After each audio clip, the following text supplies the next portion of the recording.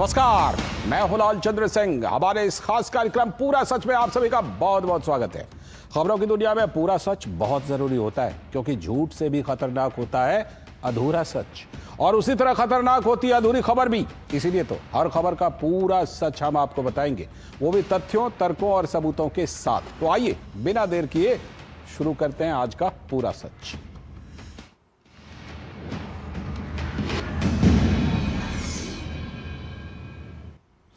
हमारा देश भारत एक लोकतंत्र है, जिसकी नींव में है आजादी, अधिकार और आवाज। लेकिन इस देश के इतिहास में एक ऐसा भी वक्त आया जब संविधान तो था लेकिन अधिकार नहीं थे, संसद तो थी लेकिन विपक्ष नहीं था, अखबार तो थे लेकिन स्याही नहीं थी, आवाजें तो थी लेकिन उन्हें सुनने वाला कोई नहीं था। उस दौर में सवाल पूछना गुनाह बन गया, बोलना बगावत और चुप रहना मजबूरी। यह कहानी है उस अशुभ ग्रहण की, जिसकी काली छाया ने 21 महीनों तक हमारे संविधान को अंधेरे में कैद कर लिया था, और लोकतंत्र जिसे हमने संघर्षों से पाया था, वो एक परिवार की मर्जी में कैद हो गया। यह कहानी है 25 जून 1975 की रात से शुरू होने वाली उस इमरजेंसी की, जिसने लोकतांत्रिक भारत को पहली बार तानाशाही के हवाले कर दिया। यह न सिर्फ हमारे लोकतंत्र पर लगाया गया कलंक था, बल्कि इसने ऐसे घाव दिए जो आज तक नहीं भरे हैं। इमरजेंसी में सिर्फ संविधान की ही हत्या नहीं हुई, बल्कि हम भारत के लोगों पर भी असंख्य अत्याचार किए गए। आज की पीढ़ी शायद सोचती होगी कि इमरजेंसी के दौरान सिर्फ लोकतंत्र पर कुछ बंदिशें लगा दी गई होंगी। असल में पता होना चाहिए कि इस दौरान लोकतंत्र और संविधान को कुचलने के अलावा मासूम जिंदगियों को भी सताया, तड़पाया और खत्म किया गया था। लाखों लोगों पर ऐसे ऐसे अत्याचार हुए थे जिसे शायद असली फांसीवाद कहा जाना चाहिए। शायद इस देश पर हिटलर वाली सोच हावी हो गई थी, संविधान को ताक पर रख दिया गया था। लेकिन सबसे बड़ा अपराध हुआ जेलों की सलाखों के पीछे, जहां लोकतंत्र की आत्मा को कुचला गया। इसीलिए आज हम खोलेंगे उस दौर का सबसे डरावना पन्ना, जब इस देश के जेल इंसाफ की नहीं, सत्ता के कहर की निशानी बन गए थे। सैकड़ों पत्रकार, छात्र, लेखक, नेता और आम नागरिकों को बिना मुकदमा, बिना गुनाह, सिर्फ आवाज उठाने के जुर्म में जेलों में बंद कर दिया गया। अंधेरी कोठरियों में गालियां, लाठियां और हफ्तों तक खाना पीना नहीं, औरतों को अपमानित किया गया, बुजुर्गों को जमीन पर घसीटा गया। जेलें सिर्फ 4 दीवारें नहीं थीं, असल में वो इंदिरा राज की प्रतिशोध की प्रयोगशालाएं थीं। इंदिरा सरकार के इन यातना शिविरों में किसी को नहीं बख्शा गया। जेलों में आम लोगों के साथ साथ फिल्मों में काम करने वाली अभिनेत्री और राजा रजवाड़ों तक को सताया गया। तो आज हम आपको इमरजेंसी से जुड़ी कुछ ऐसे ही सच्चे किरदारों से मिलवाएंगे, उनकी कहानी बताएंगे, उनका दर्द बताएंगे। ये आज की पीढ़ी को पता होना चाहिए कि उस इमरजेंसी के अंधे युग में किस तरह से जबरन नसबंदी अभियान चलाया गया। पॉपुलेशन कंट्रोल करने के नाम पर पुरुषों को जबरन ऑपरेशन टेबल पर लिटा दिया गया। इस दौरान एक युवराज की सनक की वजह से दिल्ली में गरीबों की बस्तियों को बुलडोजर से रौंद दिया गया और लोगों को बेघर कर दिया गया। आज हम उस दौर की सच्चाई को सामने लाएंगे, उन कहानियों के जरिए जो सरकारी फाइलों से नहीं बल्कि पीड़ितों की जुबानी दर्ज हुई हैं। तो चलिए चलते हैं इमरजेंसी के अंधे युग में, जब लोकतंत्र को खामोश करा दिया गया था। हम आपको अब एक ऐसी महिला की दर्दनाक दास्तान सुनाने वाले हैं, जिनके बारे में आप में से अधिकांश लोग शायद नहीं जानते होंगे, क्योंकि इनकी कहानी देश की नई पीढ़ी से हमेशा छुपाई गई। ये दक्षिण भारतीय फिल्मों की लोकप्रिय अभिनेत्री स्नेहलता रेड्डी हैं। लेकिन ये इनका एकमात्र परिचय नहीं है। स्नेहलता रेड्डी इस देश पर थोपी गई बर्बर तानाशाही का एक ऐसा प्रतीक हैं जिनके बारे में हर किसी को जानना चाहिए। स्नेहलता रेड्डी वर्ष 1970 के राष्ट्रीय फिल्म पुरस्कार से सम्मानित हुई थी। उन्होंने कई कन्नड़, तमिल और तेलुगु फिल्मों में काम किया था। स्नेहलता रेड्डी एक जागरूक महिला थी और इसीलिए फिल्मों के अलावा सामाजिक कार्यों से भी जुड़ी हुई थी। जब 1975 में तत्कालीन पीएम इंदिरा गांधी ने आपातकाल की घोषणा की, तो वो इस फांसीवाद के विरुद्ध सड़कों पर उतर गईं। उन्होंने इमरजेंसी के विरोध में शांतिपूर्ण प्रदर्शन किया। लेकिन तब की इंदिरा सरकार के लिए स्नेहलता का इससे भी बड़ा दोष यह था कि वो समाजवादी नेता जॉर्ज फर्नांडिस की मित्र थी। इमरजेंसी के दौरान जॉर्ज फर्नांडिस फरार थे और पुलिस को संदेह था कि स्नेहलता रेड्डी को उनके छिपने की जगह का पता है। इसके बाद स्नेहलता के साथ जो कुछ किया गया वो जानकर आप सिहर जाएंगे। 2 मई 1976 को स्नेहलता को maintenance of internal security act यानी मीसा के अंतर्गत बंदी बना लिया गया। ये वही एक्ट है जिसके तहत आपातकाल में अधिकतर गिरफ्तारियां की गई थी। बेंगलुरु जेल में उन्हें ऐसी कोठरी में रखा गया जहां एक व्यक्ति भी कठिनाई से रह पाता। वरिष्ठ पत्रकार कुलदीप नैयर ने अपने पुस्तक इमरजेंसी की इनसाइड स्टोरी में जो बताया है वो बहुत ही दर्दनाक है। इस किताब में कुलदीप नैयर स्नेहलता के बारे में लिखते हैं कि जेल में स्नेहलता की कोठरी में पेशाब घर की जगह पर कोने में एक छेद बना हुआ था और दूसरे छोर पर लोहे का एक जालीदार दरवाजा लगा था। कन्नड़ की इस प्रख्यात अभिनेत्री को जेल के फर्श पर सोकर कई रातें बितानी पड़ी। पूरे 8 माह तक स्नेहलता रेड्डी को जेल में प्रताड़नाएं दी गई।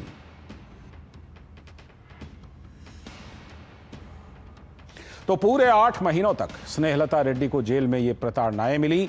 जेल में रहते हुए स्नेहलता रेड्डी ने भी एक डायरी लिखी थी। इस डायरी का एक एक शब्द जैसे आंसुओं में डूबा हुआ था।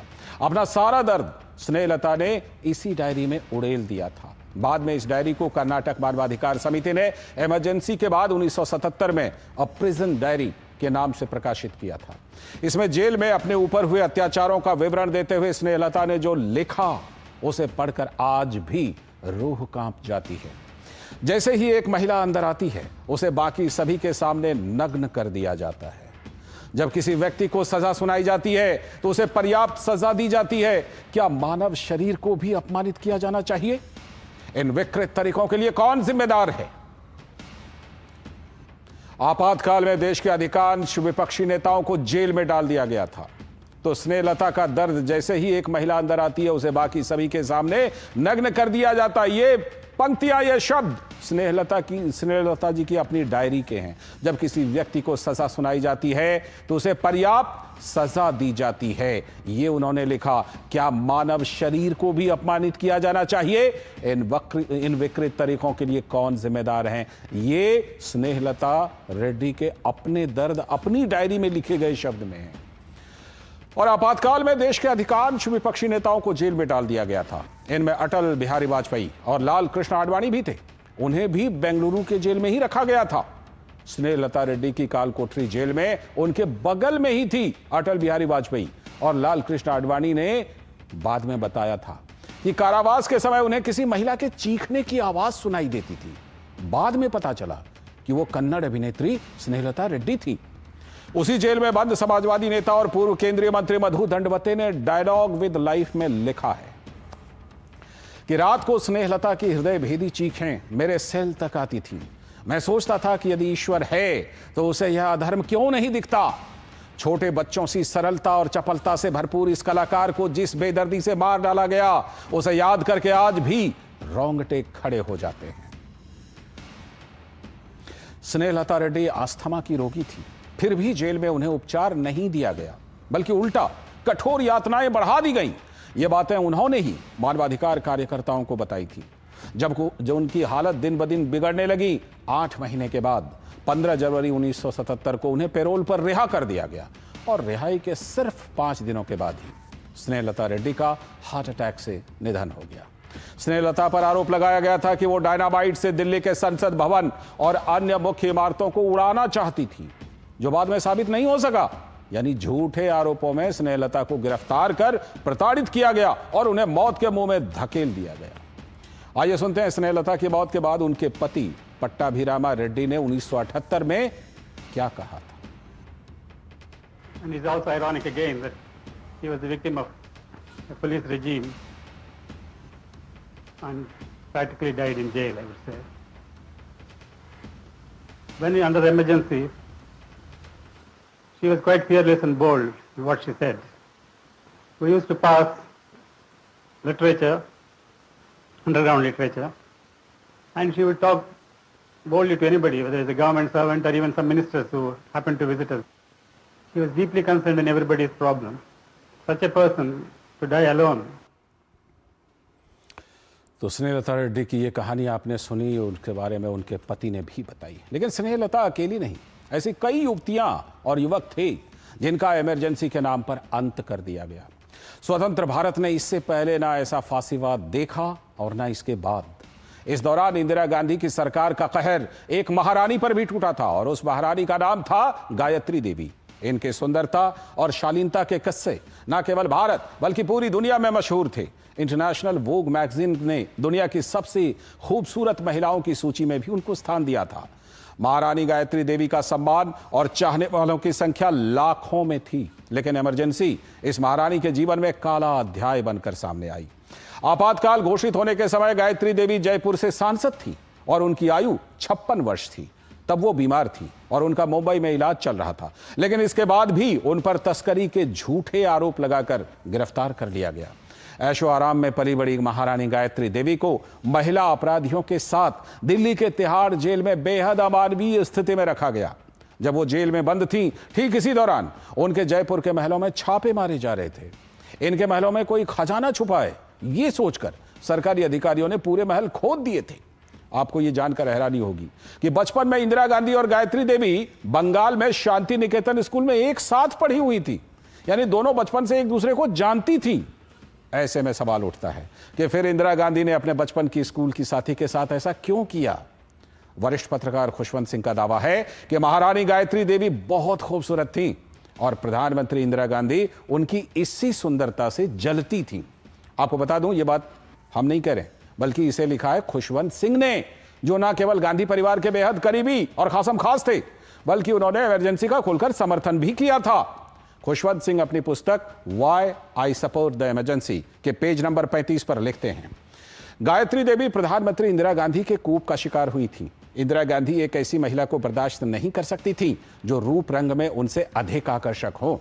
इंदिरा गांधी ने संसद में गायत्री देवी का अपमान करते हुए उन्हें बिच और कांच की गुड़िया कहा था। इंदिरा गांधी की सबसे खराब प्रवृत्ति उनका छोटा दिल और बदले की भावना थी, जो गायत्री देवी की वजह से सामने आ गई। जब इंदिरा गांधी ने आपातकाल घोषित किया तो गायत्री देवी उनकी पहली पीड़ितों में से एक थी। कुछ और दास्तान आपको सुनवाते हैं। कुछ इसी तरह का कहर ग्वालियर राजघराने की राजमाता और जनसंघ की नेता विजया राजे सिंधिया पर भी टूटा। उस दौर में राजमाता सिंधिया की लोकप्रियता अपने चरम पर थी। वो चुनी हुई सांसद थी और पूरे ग्वालियर और उसके आसपास के इलाकों में उन्हें किसी देवी की तरह पूजा जाता था। इंदिरा गांधी की सरकार को यह बर्दाश्त नहीं हुआ। राजमाता को इमरजेंसी की 15 दिनों के अंदर ही ग्वालियर में उनके राजमहल से गिरफ्तार कर लिया गया।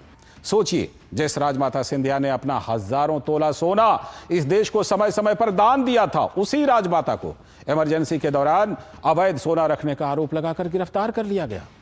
विजया राजे सिंधिया का आरोप था कि इंदिरा गांधी उनकी पूरी संपत्ति हड़पना चाहती थी। उन्होंने ये भी आरोप लगाए कि तलाशी के दौरान उनके महल से सोने के कई बहुमूल्य सामान चुरा लिए गए, जो कभी वापस नहीं मिले। इस दौरान सरकार ने उनके ग्वालियर वाले महल की खुदाई भी करवाई, लेकिन कुछ मिला नहीं। इस बीच गिरफ्तारी के कुछ दिनों बाद राजमाता सिंधिया को दिल्ली के तिहाड़ जेल में बंद कर दिया गया, जहां उन्हें महारानी गायत्री देवी के साथ एक ही बैरक में कैद रखा गया। जो महारानियां कभी महलों में रहती थीं, अब उन्हें आम अपराधियों की तरह बदबूदार कमरों में रखा जा रहा था। अपनी और गायत्री देवी की इस दुर्दशा का वर्णन राजमाता सिंधिया ने अपनी आत्मकथा राजपथ से लोकपथ में किया है। इस पुस्तक के पेज नंबर 247 पर राजमाता सिंधिया लिखती हैं, मुझे और महारानी गायत्री देवी को एक शौचालय उपयोग में लाना पड़ता था। वहां नल नहीं था, बस जमीन में एक गड्ढा भर था जिसमें जेल का स्वीपर 1-2 बाल्टी पानी डाल देता था। तिहाड़ जेल में जगह जगह गंदगी का ढेर जमा रहता था, इससे हवा में हमेशा बदबू रहती थी। हमें भोजन करते समय थाली पर भिनभिनाती मक्खियों को लगातार दूसरे हाथ से उड़ाना पड़ता था। दिन ढलता तो मक्खियां सो जाती, रात होती तो मच्छर जाग जाते, कानों में कीट पतंगों की आवाज गूंजती रहती, जीना दूभर था। इन सब के बावजूद हम चैन से थे, लेकिन खुली हवा में सांस लेने वाली इंदिरा गांधी क्या चैन से थी? उन्हें तो दिन में भी तारे नजर आ रहे थे। राजमाता विजया राजे सिंधिया और महारानी गायत्री देवी के साथ इमरजेंसी के दौरान जो कुछ हुआ था, वो भारतीय राजनीति में राजनीतिक और व्यक्तिगत ईर्ष्या की सबसे बड़ी मिसाल है। और इतना ही नहीं, महारानी गायत्री देवी के पुत्र कर्नल भवानी सिंह को भी हथकड़ी पहना दी गई। ये वही कर्नल भवानी सिंह थे जो 1971 के भारत पाकिस्तान युद्ध के एक हीरो थे। उनके नेतृत्व में 1971 के युद्ध में भारतीय सेना की एक टुकड़ी ने पाकिस्तान के सिंध प्रांत के 3 शहरों पर कब्जा कर उन पर तिरंगा फहरा दिया था। इस शौर्य के लिए कर्नल भवानी सिंह को भारत के राष्ट्रपति के हाथों महावीर चक्र मिला था, लेकिन उन्हें सिर्फ इसलिए गिरफ्तार कर लिया गया क्योंकि उनके पास $10 मिले थे और इंदिरा गांधी की इमरजेंसी में इसे अवैध विदेशी मुद्रा माना गया। महारानी गायत्री देवी और कर्नल भवानी सिंह को तिहाड़ जेल में सड़े और बदबूदार कमरों में कैद कर लिया गया और बेहद अमानवीय व्यवहार उनके साथ किया गया।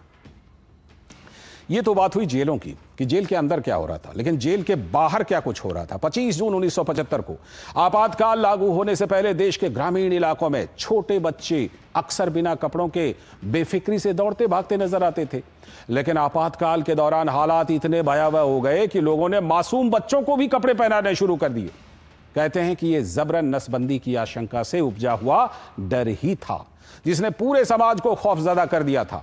आपातकाल की सबसे ज्यादा भयावह यादें भी इसी नसबंदी अभियान से जुड़ी हुई हैं, जिसमें कई लोगों को लालच, धोखे या फिर जबरन नसबंदी के लिए मजबूर कर दिया गया। सामूहिक नसबंदी की ये यादें आज 5 दशक बाद भी जीवित बचे पीड़ितों को परेशान करती हैं। इन ज्यादतियों के लिए जिन्हें सबसे बड़ा जिम्मेदार माना जाता है वो थे तत्कालीन प्रधानमंत्री इंदिरा गांधी के 29 वर्षीय बेटे संजय गांधी और यूथ कांग्रेस, जिसने इस अभियान को उग्र तरीके से आगे बढ़ाया। और इनके निशाने पर थी भारत की गरीब आबादी। संजय गांधी ने कांग्रेस शासित हर राज्य के मुख्यमंत्री को नसबंदी के लिए कोटा दे दिया, जिसे उन्हें किसी भी तरह से पूरा करना था। कांग्रेस शासित राज्यों के मुख्यमंत्री भी संजय को खुश करने की होड़ में लग गए। इस दौरान 1 साल के भीतर ही लगभग 62 लाख पुरुषों की नसबंदी कर दी गई, जो कि जर्मन नाजियों द्वारा की गई नसबंदियों से 15 गुना ज्यादा थी। इतना ही नहीं, गलत ऑपरेशन के चलते 2000 लोगों की मौत तक हो गई थी। इस दौरान ऐसी भी खबरें सामने आई थी जिनमें पुलिस ने गांव को घेर लिया और पुरुषों को जबरन खींचकर उनकी नसबंदी कर दी गई। इस वजह से सिर्फ उत्तर प्रदेश में 240 हिंसक विरोध के मामले सामने आए। वरिष्ठ पत्रकार कुलदीप नैयर ने अपनी किताब the judgement inside story of emergency in India में ऐसे कई मामलों का जिक्र किया है। ऐसी ही एक घटना सुल्तानपुर जिले के नरकडीह गांव में हुई, जहां लोगों ने नसबंदी के विरोध में पुलिस बल पर हमला कर दिया, जिसके बाद पुलिस की गोलीबारी में 13 लोग मारे गए थे। हालात ये थे कि लोगों को अपना वेतन पाने या अपने ड्राइविंग लाइसेंस तक रिन्यू करवाने के लिए नसबंदी प्रमाण पत्र प्रस्तुत करना पड़ा। उत्तर प्रदेश में शिक्षकों से कहा गया कि उन्हें नसबंदी करानी होगी या 1 महीने का वेतन खोना होगा। उत्तर प्रदेश में स्वास्थ्य विभाग के अधिकारियों का वेतन तब तक रोक दिया गया जब तक कि वे नसबंदी के लिए अपने कोटा को पूरा नहीं कर लेते। तो आप भी देखिए संजय गांधी का वो वीडियो जिसमें वो कह रहे हैं कि अगर कांग्रेस या युवा कांग्रेस में पद चाहिए या मंत्री बनना है तो हर महीने में कम से कम 2 लोगों की नसबंदी करानी पड़ेगी।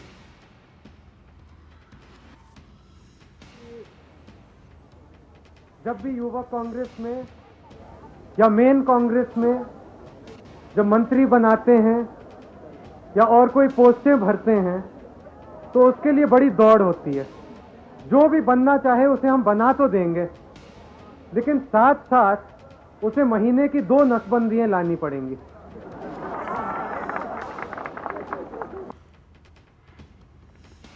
सिर्फ अंदाजा लगाइए कि कैसा रहा होगा वो दौर। पूरा सच में अब वक्त है एक ब्रेक का। ब्रेक के बाद आपको बताएंगे कि दिल्ली के तुर्कमान गेट पर संजय गांधी के इशारे पर क्यों चला था बुलडोजर।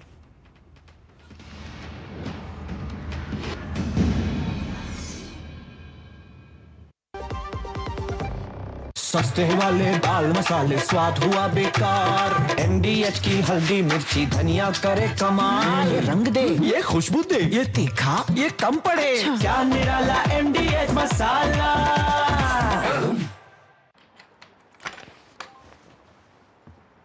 बोल बोल के थक गया। क्या हुआ?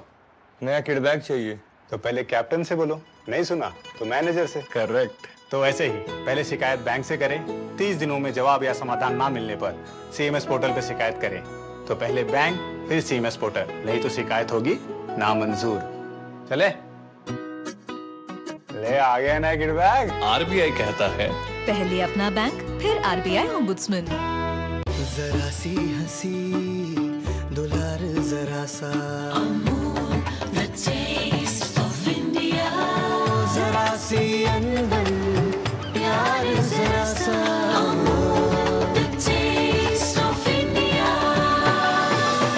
यही तो अमूल है स्वाद इंडिया का, यही तो अमूल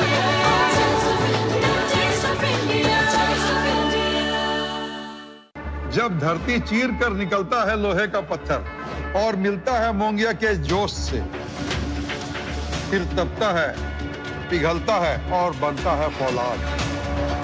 अब होता है सरिया सारी खूबियों के साथ। मोंगिया स्टील, मजबूत देश का मजबूत सरिया। गोल्डी छोले मसाले, जहां जाएं रिश्ते बनाएं। गोल्डी लाए हैं फ्रेश लॉक टेक्नोलॉजी, जो रखे मसालों को हर समय फ्रेश।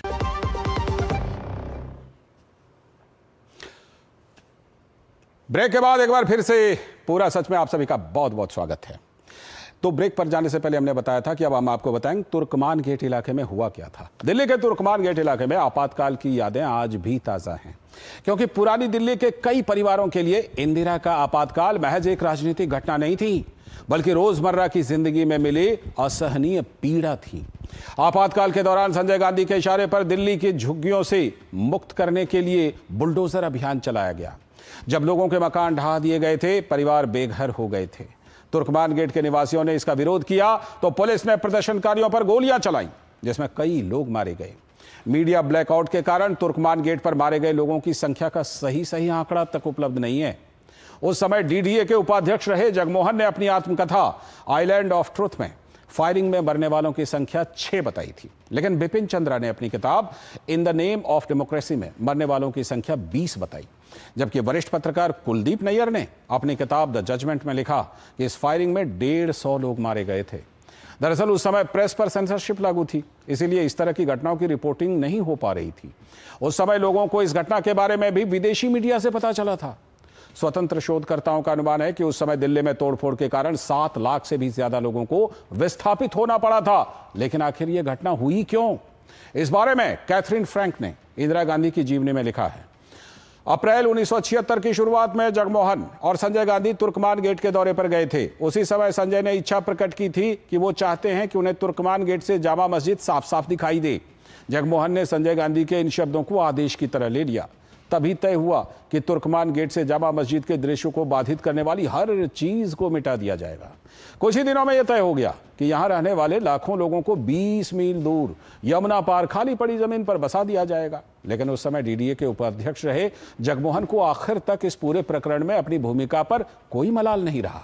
उन्होंने अपनी आत्मकथा आइलैंड ऑफ ट्रुथ में लिखा, तुर्कमान गेट फायरिंग की असली वजह रुखसाना सुल्ताना और दिल्ली प्रशासन द्वारा अति उत्साहित होकर संजय गांधी का परिवार नियोजन कार्यक्रम चलाया जाना था।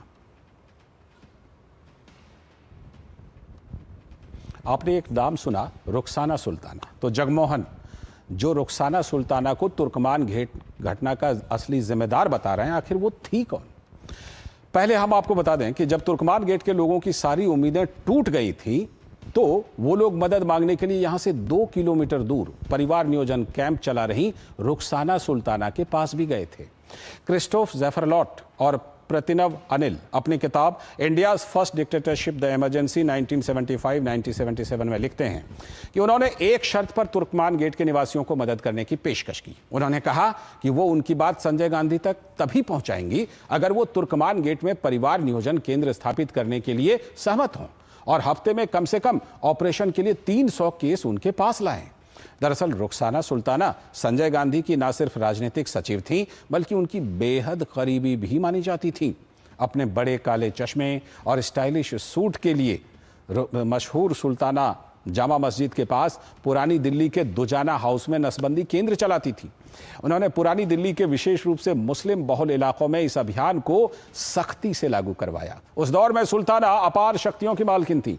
रुखसाना सुल्ताना की भूमिका काफी विवादों में रही। कहा जाता है कि उस समय मुस्लिम पुरुषों में रुखसाना के नाम का ऐसा खौफ था कि वो जब भी जामा मस्जिद और तुर्कमान गेट के आसपास से भी गुजरती थी तो वहां के मुस्लिम पुरुष अपने अपने घर में दुबक जाते थे। पूरा सच में वक्त आ गया एक और ब्रेक का, जल्दी ही वापस लौटेंगे।